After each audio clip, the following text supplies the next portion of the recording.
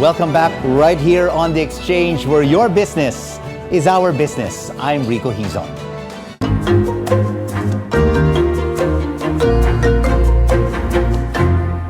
Tens of millions could be lost by companies from a single data breach. And so most businesses now opt to get help in beefing up their cybersecurity apparatuses. Let's now have an exchange with IBM Security's Chris Hockings, joining us now from Brisbane, Australia. Chris, great to have you with us. How important is it for enterprises to strengthen their cybersecurity initiatives and crack down on online attacks? Well, I think it's critical, and that's for a number of reasons. First of all, the attackers continue to use advanced technology against us. We're continuing to expand our IT landscape across cloud environments, etc.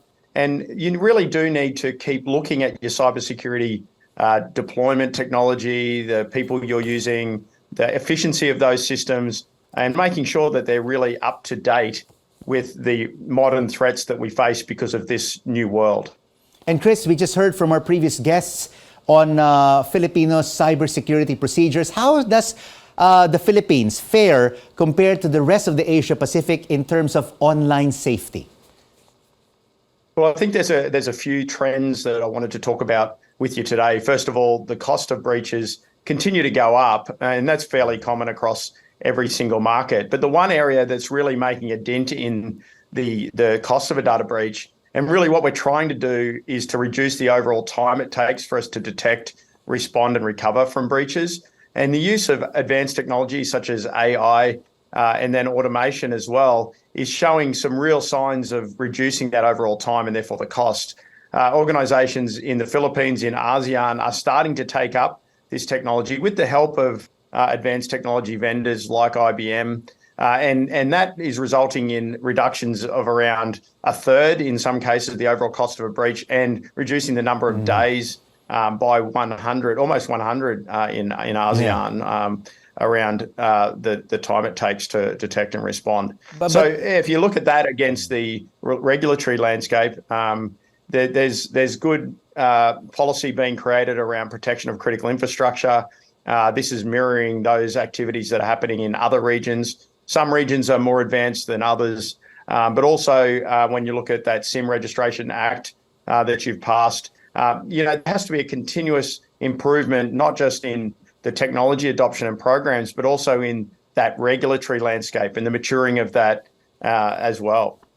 But what are the common mistakes, Chris, committed by organizations that expose them further to cyber criminality?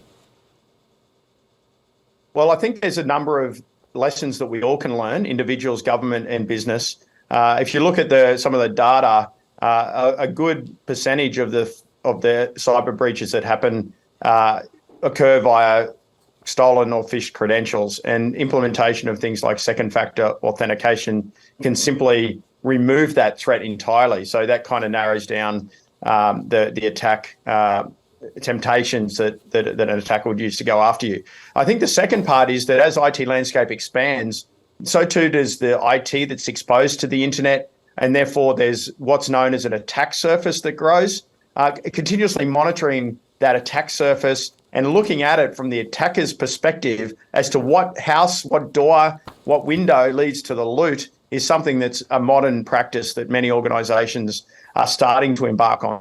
So understanding that attack landscape and then intermixing that, of course, with patching as well. You won't 100% get to fully patched and not vulnerable systems, but you need to take a risk methodology across all of that and make sure that those high impact, in a lot of cases, low cost, visibility elements are used to lower that risk as an end-to-end advance of the cybersecurity strategy.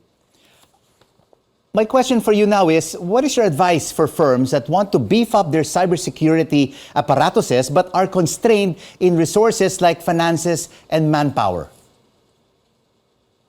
Well, I've talked a lot about manpower or skills as being solved by modern technology advances. And if you look at this cost for data breach report, it does show that analytics, AI, and automation is having a dramatic effect on that overall cost. And that translates to the people side of things, because you can get those people being more proactive. You can give them more meaningful work by making sure that you continually look at your budget, what technology that you're being used, make sure that it's rationalized and modernized, so that you remove some of your financial impediments that exist in traditional security programs. We know that as the threat landscape has increased, many of the systems that organizations use are no longer able to stretch to those new ways of working. And I think there's enormous opportunity, and what we're seeing in organizations is a rationalization and then the use of analytics to reduce the overall time it takes to detect and respond, the cost of those programs, and also better use of the people that they've got. So AI, is one of those tools, those assists that you can use to make people more productive. And as you get more people, you're going to be able to scale and expand more quickly, and then reduce that overall cost over time. Thank you so much for this business security, cybersecurity exchange. IBM Securities' Chris Hockings joining us from Brisbane, Australia. And before we go, here are words from cybersecurity strategist Matthew Rosenquist. Cybersecurity may be fought with technology, but it is people who triumph.